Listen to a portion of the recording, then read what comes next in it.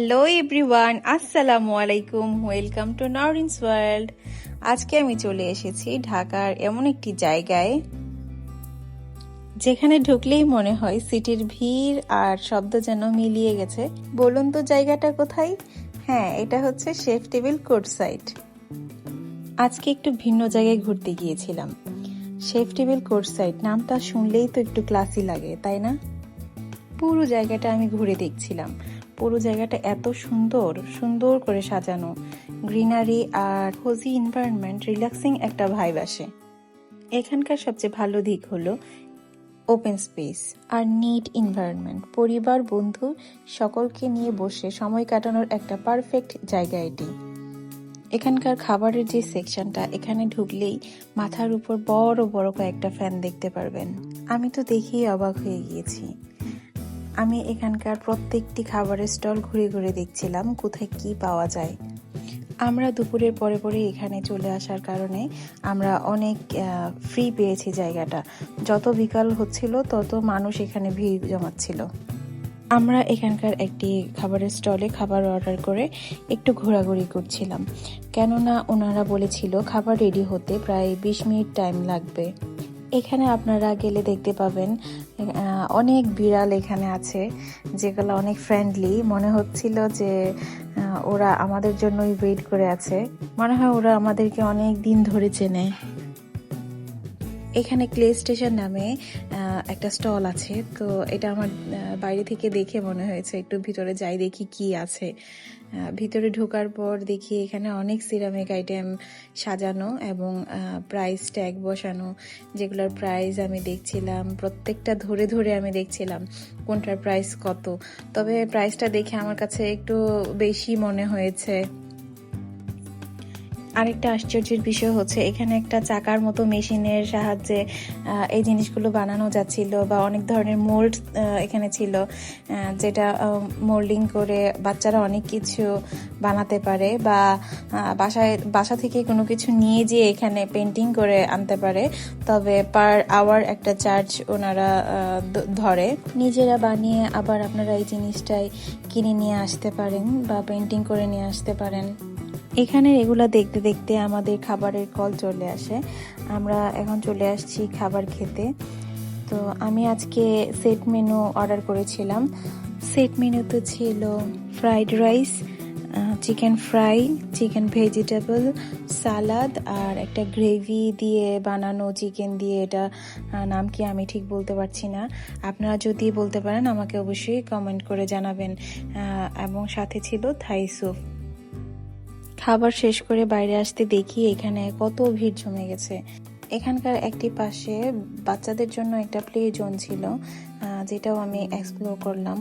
এখানে বাচ্চাদের 200 করে এন্ট্রি ফ্রি নেওয়া হচ্ছিল, আর একটা প্যাকেজ ছিল যেটা হচ্ছে 800 টাকার প্যাকেজ। এটাতে সব ধরনের রাইডস ইনক্লুড ছিল এবং এন্ট্রি ফ্রি ছিল।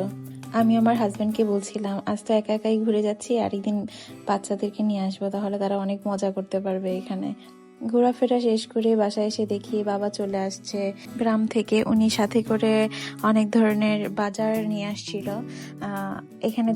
এখানে যে মাছগুলো দেখতে পাচ্ছেন, পোয়া মাছ, তারপর রূপচাঁদা মাছ, আর আরেকটা ছিল সামুদ্রিক বাইলা মাছ। তো এগুলা আমাদেরকে একজন গিফট করেছে। উনি গিয়েছিলেন কুয়াকাটা। আমার শ্বশুর একজন খুব কাছের মানুষ, বন্ধু। উনি কুয়াকাটা থেকে আমাদের জন্য এই মাছগুলা নিয়ে আসছে গিফট হিসেবে। মা বাজার গুছাচ্ছিল বলে আমিও মার সাথে হাত লাগালাম। আমরা মাছগুলো দেখে অনেক খুশি হয়েছিলাম যে উনি আমাদের জন্য কত কষ্ট করে কত দূর থেকে এত জিনিস নিয়ে আসছে। এই যে এখানে কিছু লইট্টা শুটকি উনি এনেছিলেন। আর হচ্ছে এটা কি শুটকি আসলে আমি নাম জানি না। আপনারা যদি জেনে থাকেন নিশ্চয়ই আমাকে কমেন্ট করে জানাবেন। উনি আমাদের জন্য অনেকগুলো চিংড়ি শুটকিও এনেছিলেন। চিংড়ি শুটকিগুলো আমার এবং আমার ননদের খুবই পছন্দের।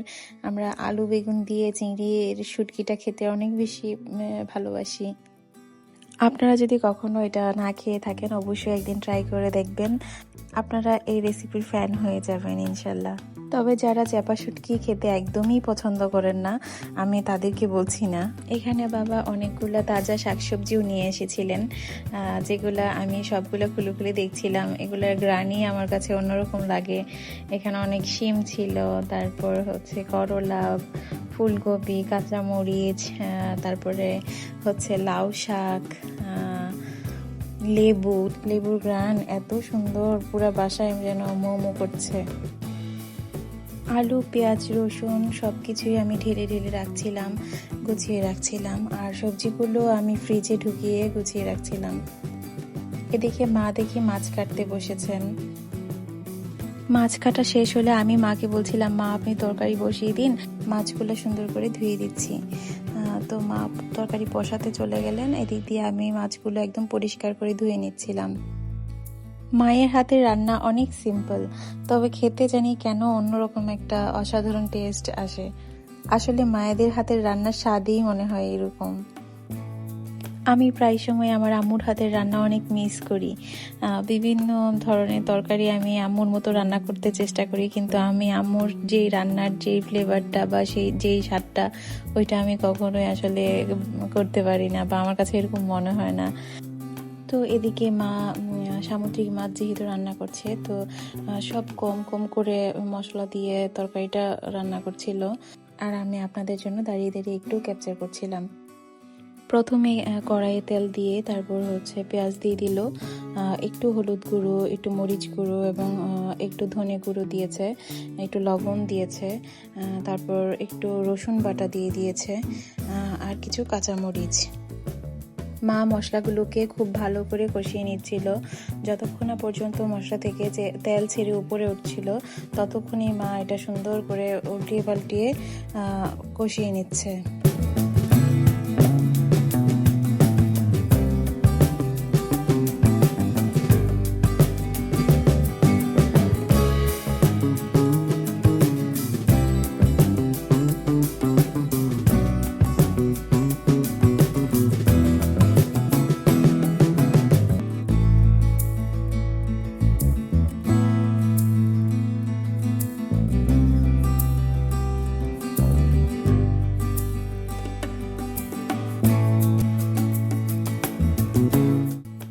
মা পোয়া মাছগুলাকে ভুনা করছিল, আর এদিকে হচ্ছে রূপচাঁদা মাছগুলাকে ফ্রাই করবে বলে মশলা মাখিয়ে দিচ্ছিল। মশলা মাখানো শেষ হলে আমি দাঁড়িয়ে দাঁড়িয়ে এখানে সবগুলা মাছ ফ্রাই করে নেব।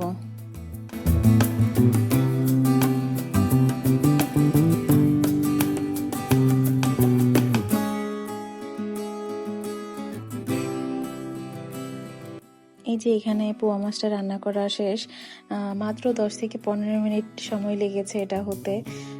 আর আমি এদিকে গিয়ে দেখছিলাম ওই মাছগুলো ফ্রাই হয়েছে কিনা। মাছগুলো আমি উল্টিয়ে পাল্টিয়ে সুন্দর করে ফ্রাই করে নিয়েছি এবং একটা ছোট প্লেটে এগুলো সবগুলো উঠিয়ে নিয়েছি।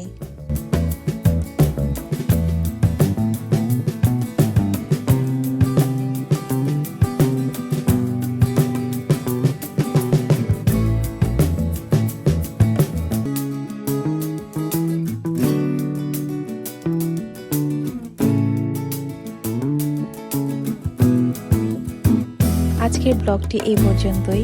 যদি আপনাদের এই ব্লগটি ভালো লেগে থাকে তো অবশ্যই একটি লাইক দিবেন, সাবস্ক্রাইব করবেন, সুন্দর একটি কমেন্ট করবেন, ফ্রেন্ডস ও ফ্যামিলির সাথে ব্লগটি শেয়ার করবেন। আল্লাহ হাফেজ।